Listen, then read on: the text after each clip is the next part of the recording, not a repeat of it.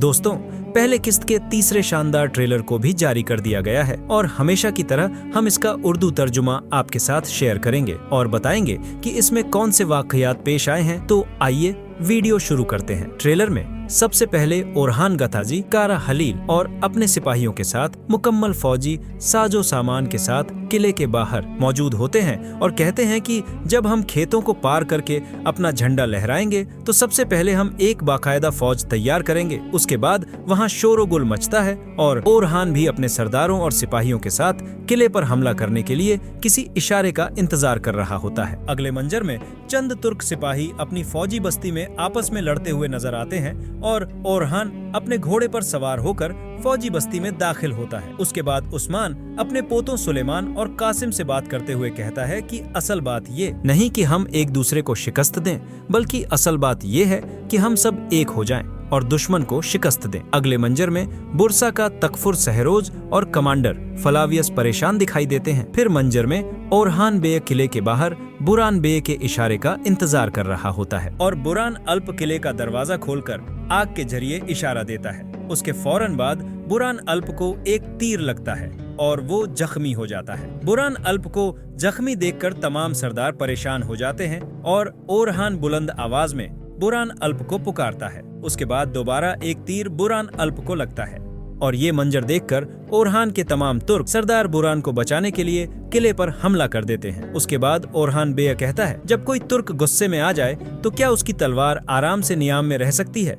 अगले मंजर में तुर्क और बलादिन के सिपाही एक दूसरे से लड़ रहे होते हैं। उसके बाद सलीबी किले की दीवारों से गर्म तेल और तीर बरसा रहे होते हैं। अगले मंजर में बुरान अल्प सलीबियों की कैद में नजर आता है। उसे उल्टा लटकाया गया है, उस पर पानी डाला जा रहा है और उसे तशद्दुद का निशाना बनाया जा रहा है।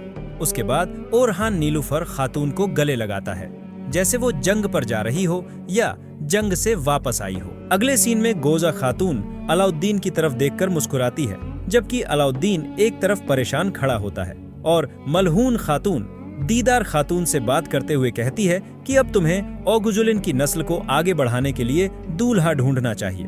अगले सीन में किले का दरवाजा बंद हो जाता है और ओरहान के सामने आग की लपटें जल रही होती हैं। ओरहान वहां परेशान खड़ा होता है, जबकि अलाउद्दीन दरवाजे के बाहर चिल्ला रहा होता है और किले का कमांडर फ्लेवियस दूर से ये मंजर देख रहा होता है। अगले सीन में ओरहान अपने तंबू में बहुत गुस्से में दिखाई देता है और अपने सरदारों से सवाल करते हुए कहता है कि जब बदले की आग जल चुकी है तो क्या हम भेड़ियों की तरह बैठ सकते हैं। सभी सरदार जवाब देते हैं कि अगर हम भेड़ियों की तरह बैठे तो वे अचानक हमला करेंगे और अपने खून से सनी तलवारों से वार करेंगे। अगले सीन में कमांडर फ्लेवियस और उसका छोटा भाई उसी जगह मौजूद होते हैं। फ्लेवियस अपने भाई से कहता है कि हम तुर्कों से आमने सामने लड़ेंगे और अपने पिता का बदला लेंगे।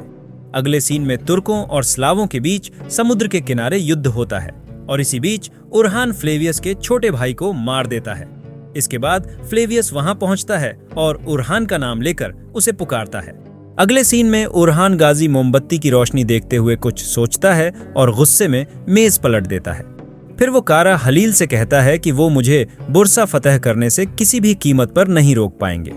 अगले सीन में ओरहान गाजी और तिरु आग की लपटों में गिर जाते हैं। फ्लेवियस दूर से यह सब देख रहा होता है और कहता है कि मुझे ऐसे गद्दारों के साथ कोई फतह नहीं चाहिए।